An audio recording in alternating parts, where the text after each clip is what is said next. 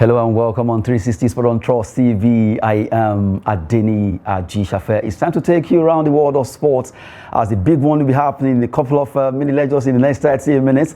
Nigeria will be facing the Hippos of Uganda, a match that will be coming up at the Suez Canal over there in Egypt. We are ready for Nigeria. According to Uganda captain, his name Musigisi, he says they are ready for Nigeria and he wants to make sure they shock Nigeria. But, well, Nigerians know what's at stake. That's the Flying Eagles. And they'll be fighting hard to also win, even though their goalkeeper, the coach, and the entire squad are battle ready ahead of the Hippos game tonight, this evening. By 6 p.m. that game will be coming up. And I have in the studio, joining us from Kaduna there, that's Nazir Jamajo. Good to have you, Nazir. Yeah, hello. Thanks for having me. Yes, let's talk with concerning that particular story there. That has to do with Uganda. The captain, Musigisi, is saying they are ready for Nigeria. The way it sounds, it could be a bit kind of scary. They are ready for Nigeria. It's as if they've gotten some handouts concerning our team. Yes, they must have. They must have gotten. They must have gotten. Definitely, they are prepared. Just like he said, going into big games like this in big competitions, you have to be very, very prepared. And he is confident of the preparation that he has seen his team has done over the last couple of days to make sure that they are in good shape to face the Flying Eagles of Nigeria. They have to be confident because they have drawn first two games they played in the group stages, and then the last game they played against Central African Republic, they won that game. So that has given them that much confidence that they need. And when you look at the entire squad that they have got so much talent in it. You can't even compare it to what they actually presented in the last edition of this tournament, where they were fantastic also.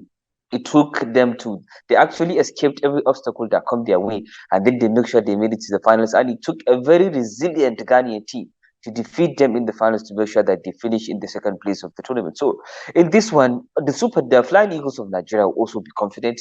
They will be battle ready because we have seen that in the team. You cannot compare Manu Garba's team and what Ladambosu is carrying into this one talent-wise. But they have shown to us that they are resilient also, and they are battle ready after that defeat against Senegal, and then the comeback against the host nation in Egypt, and then the big win against the Mozambique. So the Flying Eagles of Nigeria are also ready. They are confident, and they will be hoping that this is going to be a very good time for them to make sure that they make it into the next round of this tournament and then get the World Cup ticket, which is for me the most important team. The World Cup ticket is the most important team. The Flying Eagles of Nigeria have to be in the Under-20 World Cup later this year. They have to play for that ticket today, and they have to make sure that yes, they made it to the next round of this Under-20 Africa Cup nations, which is very important also. Okay, well, are you confident that that's Flying Eagles right now, they can actually dislodge this, maybe I don't want to use the word talking, Uganda team, they want to call the Hippos. Are you confident that they can defeat them? Because the way they are sounding is as if they have so much confidence in themselves that they can defeat Flying Eagles. Yes, they have their confidence, but the Flying Eagles also have got their own. That is why I said they have to be ready for this one. When you talk about a team having confidence, the Flying Eagles of Nigeria have won the last two games that they have played after that first defeat against the Senegalese national team. And when you look at their game against the Egyptian national team and compare it to the one they played against Mozambique, you can see improvements in every aspect of the pitch. In the first game they played, I think they struggled in the attacking positions. They couldn't convert the chances they had. In the second game, they get to manage themselves, squeeze, and make sure that they get that crucial win to make sure that they give them confidence going into the next game. And they look at the performance against Mozambique. They were scoring goals. They scored 3 great goals that will give them so much confidence attacking wise in midfield and then in attack. This team has got a lot of confidence. They, Ugandan national team, they draw 2 games and then they won 1. So if we talk about confidence, you talk about momentum, the Flying Eagles of Nigeria in front. And when you talk about going into the game with so much confidence, you talk about a team that has won the competition the most in the history 7 times, and they've only never made it to the semi-finals of the tournament. In the 17 appearances that they have made, only twice they miss out in the semi-finals of this one. I'm confident also. I am 110% confident that this team will go ahead and beat the Ugandan national team, and they make sure that they make it in the next round. Well, I just hope that that particular confidence that you're having will be transferred to the Under-20 team as they fight out against Uganda Hippos.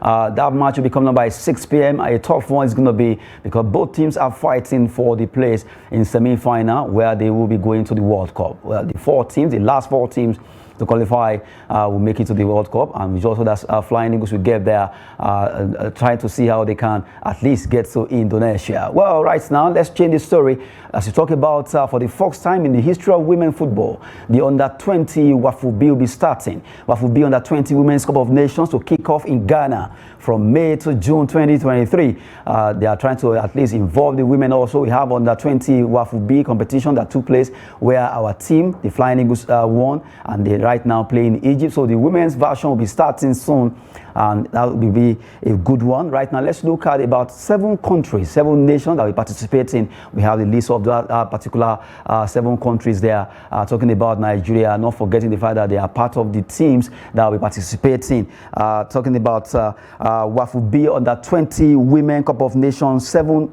participating teams in this competition. We have Nigeria there, we have Ghana, Benin Republic. They are also part of them. They will be participating in that competition. But Nazir, from the way it is, I'm sure you're happy for the fact that we have a version for the women in the Under-20 Wafubi. Yeah. I'm happy that we have a version of this tournament. This shows you that the women football is also progressing. Like, it's not stagnant. The CAF actually have their eyes on it, that they are confident that this is going to bring so much progress. You know, these grassroots competition are very, very important for the young players to come up and show what they can do. We've got big teams right now, the likes of Arsenal, the likes of Manchester United, PSG. All of them have got an established, teams that play in this women tournament. So I think it's a good one for them to also have this kind of tournaments in Africa that will showcase the talents that we've got in the young ladies, and then we get to see some of them hopefully make it to those big teams, the Manchester Uniteds, the Arsenals, the Chelseas, the PSGs. All of them, we get to see some of our girls participating in that one. And I'm so much happy to see that, yes, the Nigerian women teams will be involved in this one, despite the fact that we have got to see some of our teams making it into the CAF competitions, talking about the women competitions. I can't remember Bielsa United, the Bielsa Queens, making it into the CAF competitions and doing excellently well in the tournament. I just hope to see the girls do the business right there in this Wafubi, youth competition, and then we get to see some of our girls play abroad for those big teams that I just mentioned. Okay, good one there. Now, let's look at those 7 nations. As we mentioned earlier, Nigeria, Benin Republic, they are part of those nations that will be fighting for this competition. The first time in the history of women football, Under-20 Women's Cup of Nations, 7 participating teams, Benin Republic, Burkina Faso, Ghana, Cote d'Ivoire, Nigeria, Niger Republic, and also Togo. All these nations will be fighting hard in this competition that will be running from May to June for the first time, and it will be taking place in Ghana. Hopefully, Nigerian team, the Under-20, will also do well there. We know the Falconers, as they call them, they traveled last year for the World Cup, and they fought hard there. So let's see what they'll be doing also in this first edition of Wafubi Under-20 Women's Cup of Nations. Let's leave the women football now as we quickly move away to talk about yesterday's game. We have matches that came up in the French Coupe de France, where surprisingly some teams actually lost. A particular team called Marseille, they played 2-2 against Annecy, but Annecy defeated them on penalty 7-6, bundling out Marseille in this game, in this competition. Nantes 2-1 against Lens, 6-1 for Toulouse against Rodez, and Jamajo, a surprise one for Annecy against Marseille. They defeated Marseille on penalty and they bundled them out in the French Coupe de France. Yeah, surprisingly, that's a surprise result. I mean, when you look at it, you think about Marseille, you think about the other team, you put them, shoulder to shoulder. You can't compare these two teams. This Marseille team have got a set of stars, the likes of Dimitri Payet, the likes of Alexis Sanchez, all of them in the team, but they couldn't carry their team into the next round of the Coupe de France. And then you look at this Marseille team is the same team that defeated PSG and sent them packing out of this tournament in the last round. And then out of nowhere, this team just came to, get beaten in the next round against a side like this. This is seriously surprising. This is seriously surprising. If it was the FA Cup, I can't just put it like it is the magic of the FA Cup. But this is the Coupe de France. This is the Coupe de France. Well, really, it's surprising because, as we mentioned, Annecy have really done well. They actually drop PSG, and the same thing right now. Now they're doing against Marseille, and surprisingly, I just can't take it away from that team. No matter how they look small, they are really killing the giants now. But for Nantes did well. I'm happy for Moses Simon's team for the fact that they were able to win that game 2-1. Yeah. It's a very good one for the team. It's very good one for Nantes to kind of go ahead and beat their opponents in Lens by 2 goals to 1. Moses Simon, yes, has been a good. He has been giving his good contribution to this team, and I think they are the defending champions at the moment, if I'm mistaken. So they have to go ahead, try their best, play their best that they can to defend their tournament. Right now, they are into this round, and they make sure that they get to see something out of it because this is their big chance of winning something this season. So I just hope at the end of the day, Moses Simon will have something to celebrate by the end of the season. A good one there. Let's hope that Moses Simon will have something to celebrate coming from Jamajo there. But really, a big one will be happening tonight between, let me call it another El Clasico. Although this time around is going to be in Super Copa, rather Spanish Cup. Well, a big one there, Spanish Copa del Rey semi-final first leg clash. Real Madrid versus Barcelona. Another El Clasico, because anytime the two teams actually meet, is an El Clasico. So, Jamajo, you look at these games. The two teams are kind of battle ready. It's a lot of tensions because you look at Real Madrid are trailing Barcelona. Real Madrid just won the Club World Cup trophy, and you see Barcelona also, they are struggling when it comes to Europe, but in La Liga they are kings. So the two teams have a lot of stories to tell facing themselves tonight. Yeah, I'm excited for this one. I'm excited for this 252nd El Clasico, the 252nd competitive El Clasico, because for Barcelona, it's not the Spanish La Liga. For Real Madrid, it is not the Champions League. They are meeting on the different ground at the moment. Because when you talk about Barcelona in the league, you talk about the side that is almost excellent, like a side that is almost perfect in the league, because they are the side that just conceded 8 goals this season in 20 plus matches in the league. They have kept so many clean sheets. They have been scoring goals. They have been winning games.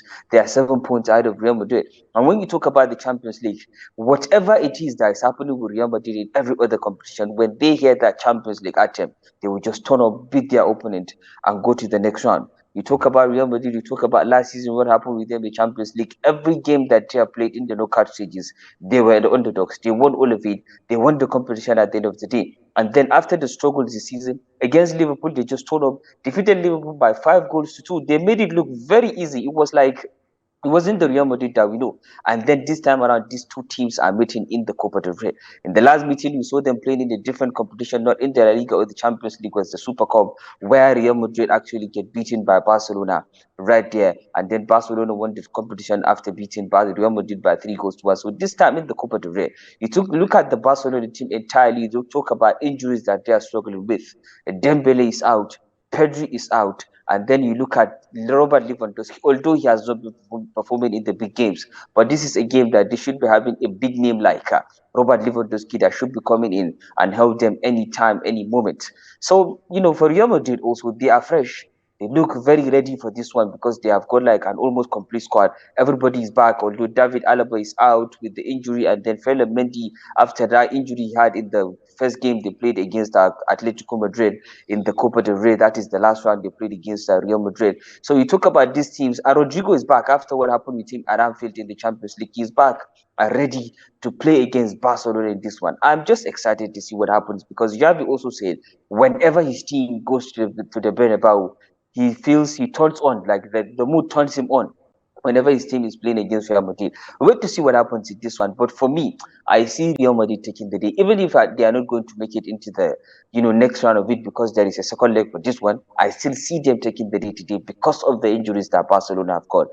Pedri is a very important tool to this Barcelona team. Dembele likewise very important, and then Robert Lewandowski, their star striker, all of them are out. Xavi will be relying on the likes of Ferran Torres and then the likes of Ansu Fati to deliver the goals for him, which I don't see them doing, just like what Real Madrid have got on paper in Vinicius Junior, Karim Benzema, Rodrigo, Federico Valverde, Luka Modric, Toni Kroos, and the rest.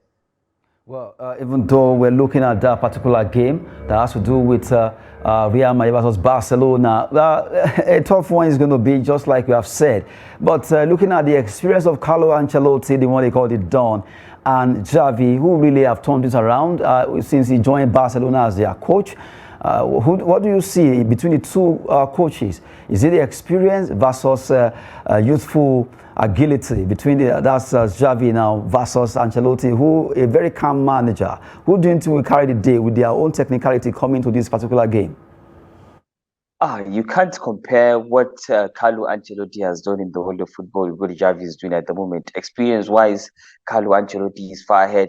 Management skills, Carlo Ancelotti is far ahead. You can't just put these two, people on the same sheet. Like you can't, because Carlo Ancelotti is way, way ahead of what Javi Hernandez is thinking of entirely. Maybe in the next couple of years, Javi might reach the stage that Carlo Ancelotti is at the moment. But this guy, he has won so much in the world of football. He's dominated in England. He's dominated in Italy.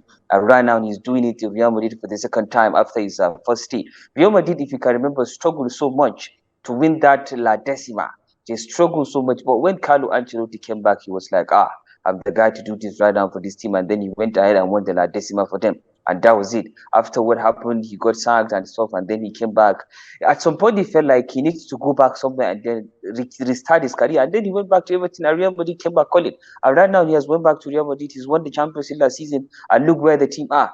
But the good thing about having a manager like Carlo Ancelotti, the team, is that every time he always finds a way to get the best out of his players. Every time he always makes sure that everyone feels good in the squad. That feel good factor whenever Carlo Ancelotti is, the team always has that. And I think this has been the most crucial thing for Carlo Ancelotti in his career. And that is why I still see Real Madrid doing that today. They will do the business because they are in a very good shape. Before that draw against Atletico Madrid in the last game they played in the La Liga, they won 5 games in a row. And Barcelona, they bow out of the Europa League against Manchester United. They also lost for the first time in like how many months in the league, talking of the La Liga. So things are looking very good for Real Madrid. Real Madrid have the best chance of going ahead and winning this one.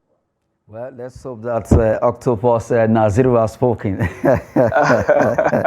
Okay, we've been talking with Nazir Jamal to join us from Kaduna. They are analyzing that big match between Real Madrid, the one they call Los Merengues, the Galacticos versus the Blauronas, the king of Nou Camp. That game will be coming up. A big one between the two because anytime they made El Clasico extra, it is always a fantastic one there. Carlo Ancelotti versus Javi, that particular match will be coming up in the Spanish Copa del Rey, the first leg in the semi-final. And right now, for Sasuna, they already have one leg right now, but the second leg can still be very tricky. They'll be facing Atletico Bilbao there. Well, for Real Madrid, Barcelona, let the best team win. Now, let's quickly look at some transfer stories here and there, gossips, before we run it out. Manchester City are contenders for Declan Rice. He's been rated £100 million, but right now, Manchester City are really trying to see if they can join the bandwagon of clubs that wants to buy him. Arsenal, Manchester United, but now it's Manchester City. They are contenders for this player. Declan Rice, Nazir, do you think Man City can actually scoop him ahead of others? Yeah, they have the money. They have the money. City have got the money, and then they have the trophies to show. They have a project to show, just like Arsenal. And I think Arsenal also these days they have the money. They can go ahead and compete with everyone that it is. You can offer Champions League football.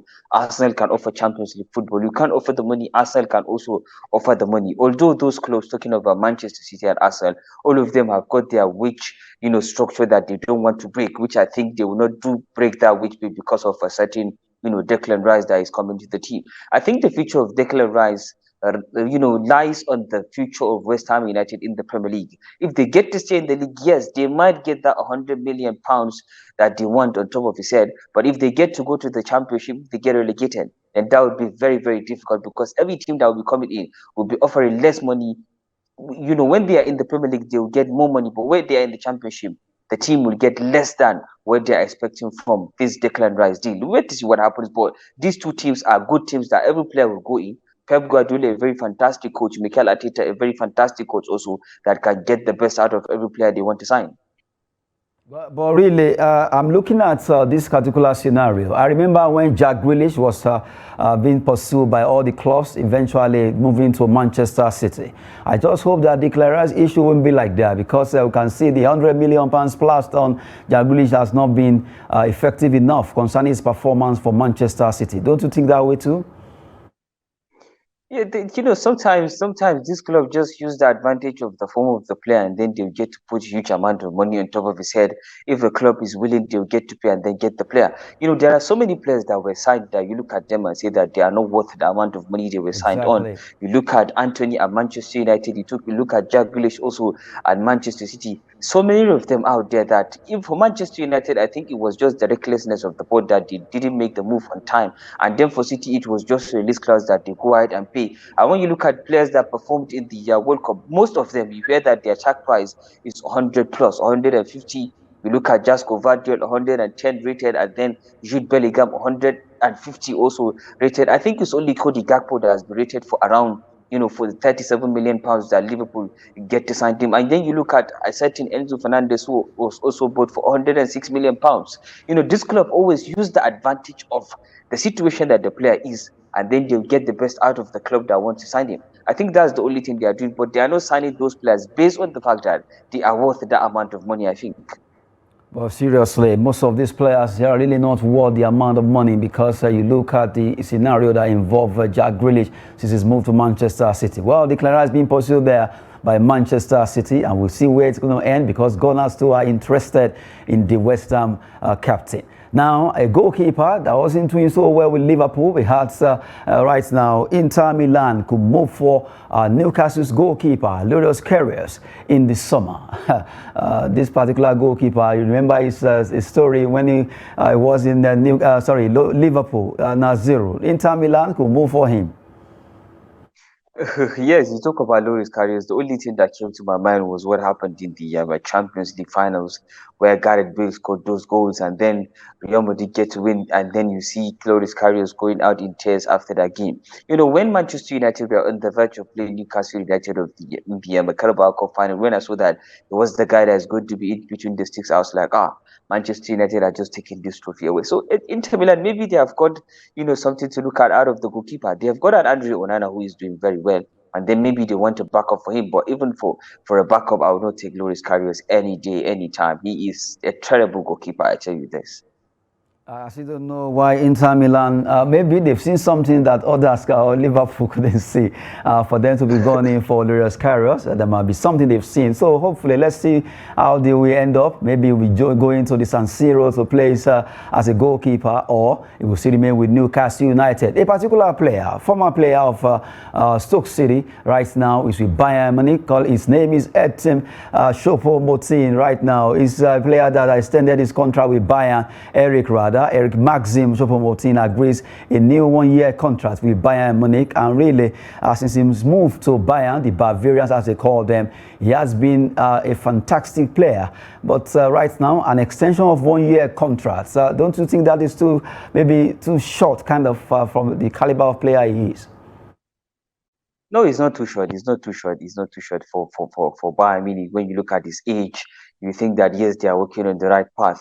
Because I think over the next summer, Bayern Munich will go all out to look for a striker. Maybe they might pursue a Hurricane, maybe Benjamin Sesko from RB Leipzig, and they might still be in the run to sign Super Eagles Victor Osimhen. So that is why I think they are just offering him that one-year contract. Whenever they feel like we don't need this guy, we've got somebody in, then he can just pack his bags and go. But this extension that he got from Bayern, I think is a well-deserved one because of his performances over the last couple of years for Bayern Munich that has been playing the team. Whenever they call upon him, he always comes in and then scores goals. And I think he has replaced Robert Lewandowski perfectly in the team. Although he's not going to score the amount of goals that Lewandowski is giving the team, but he's trying his best as a backup player to come in and score goals whenever the team needs him. I think it's a good one for him to sign the contract right now. And I think in the next couple of months, Bayern Munich would look for a striker. Then he might be free to leave maybe next year this time. Okay, well, while you were talking, you mentioned Victor Osimhen. How lovely will it be if Osimhen could actually move to Bayern? Because really, it will be very nice. Looking at Real Madrid, clubs that when you mentioned, we actually heard that Chelsea, Man United, they want him. And how do you think it will look like if this guy can actually move to Bayern? Talking about Osimhen. It's going to be a very fantastic one for him. I think it's going to be a very good one, a move well deserved. Whichever team that Victor Osimhen goes to at the end of the season is going to be a very good one for him because he's performing very, very well. It's not that he's scoring in the Serie A alone. No, he's also doing it in the Champions League. He has got 2 goals in the Champions League, and almost every week, just like I said, he's scoring goals continuously for this Napoli team. He's in a very good shape for any team that wants him. If it is Manchester United, they've got so many ball-to-feed players that if he goes to the team and continue to make those runs, he's going to score so many goals. And every player from that Manchester United attack will benefit. We talk about Bayern Munich, you talk about a team that enjoys having good wingers who can dribble past players and then put the ball inside the 18-yard box. Serge Gnabry, the likes of Kingsley Coman, all of them, Sadio Mane, they can do the business, score goals, provide assists for their number 9, which we've seen them do with Robert Lewandowski in the last couple of years. And you talk about the Chelsea. Chelsea are also at the moment, they are struggling because of a lack of a number 9 like Victor Osimhen who can score the goals, because they can create the chances, yes,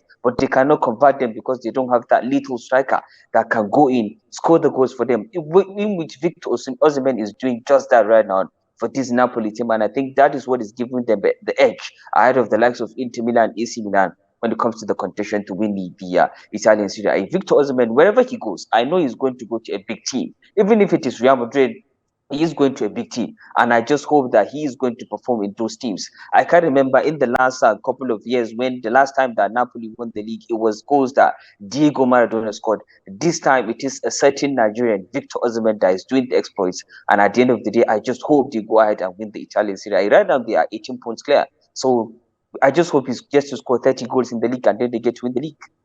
A good one there coming from Naziru Jamajo, who has been with us on the show, talking about all those stories that we actually took. 3 years ago, Napoli last won the Scudetto, and they are really edging towards it right now. Well, Naziru Jamajo, thank you very much for joining us on the show. You're welcome. Thanks for having me. Okay, well, I am Adeniyi Ajishafe. Sport is always business and fitness. Thanks for watching.